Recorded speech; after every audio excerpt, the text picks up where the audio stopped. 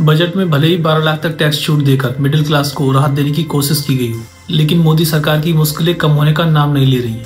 पहले तो पीएम मोदी को ट्रंप ने न्योता नहीं दिया और अब फोर्ब्स जैसी संस्था ने भी मोदी की नीतियों को नकार दिया है। क्या है ये फोर्ब्स और मोदी की नीतियों का कनेक्शन, सब कुछ जानेंगे आगे इस वीडियो में। नमस्कार, मैं पिंटू सक्सेना। अगर आप चैनल पर पहली बार आए तो कृपया चैनल को सब्सक्राइब जरूर करें। आइए शुरू करते हैं वीडियो को और जानते हैं कि मोदी किस तरह से देश को विश्व गुरु बना रहे हैं। फोर्ब्स ने हमेशा की तरह इस बार भी 2025 के टॉप 10 पावरफुल कंट्रीज की एक लिस्ट जारी की, जिसमें भारत का कहीं दूर तक नामो निशान तक नहीं है। जबकि मोदी भक्त भारत के विकास के लिए मोदी सरकार की वाहवाही करते हुए नजर आते हैं।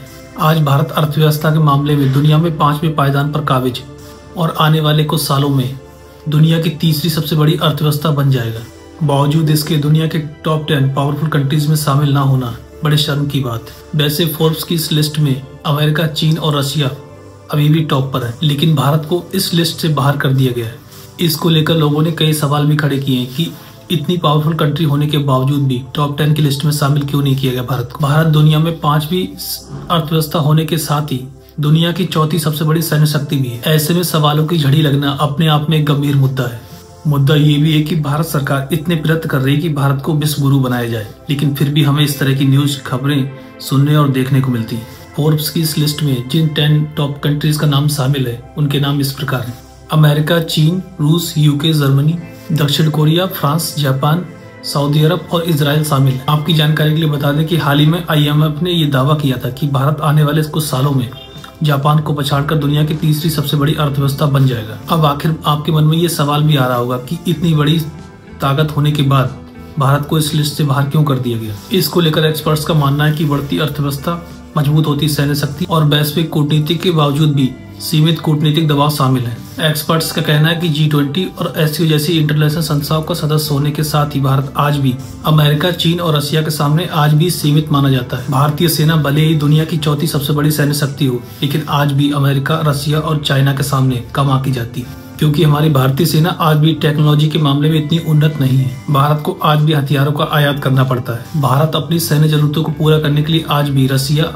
फ्रांस और अमेरिका के ऊपर ही निर्भर है। भारत आज भी बेरोजगारी, गरीबी और मूलभूत सुविधाओं से जूझ रहा है। इस लिस्ट से बाहर होने की एक्सपर्ट एक वजह और मान रहे हैं। उनका मानना है कि भारत किसी भी सैन्य संगठन का सदस्य नहीं है, क्योंकि भारत शुरू से ही तटस्थ रहा है। वह किसी भी गुट का हिस्सा नहीं बना है। मोदी सरकार भले ही भारत को विश्व गुरु बनाने की बात कर रही हो, लेकिन आज भी रुपया डॉलर के मुकाबले लगातार कमजोर होता जा रहा है। कल एक US डॉलर की कीमत 87.10 रुपए आंकी गई। रुपए के लगातार कमजोर होने का मतलब है कि भारत का व्यापार खर्च बढ़ना, और अगर देश का व्यापार खर्च बढ़ेगा तो इसका सीधा असर हमें GDP पर देखने को मिलेगा।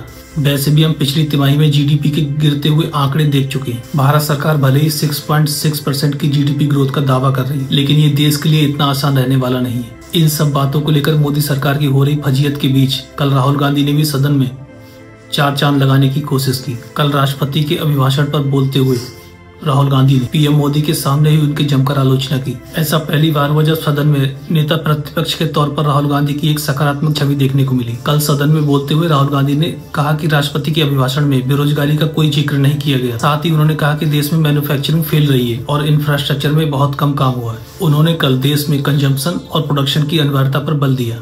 उनके कल के इस भाषण से बीजेपी नेताओं को मिर्ची जरूर लगी, लेकिन इस बार राहुल एक मजे हुए नेता के तौर पर सामने आए। कई जानकारों के द्वारा उनके इस भाषण की सराहना की जा रही है। वैसे देश के विकास और मोदी सरकार को लेकर आपके क्या विचार है, कृपया कमेंट करके जरूर बताएं।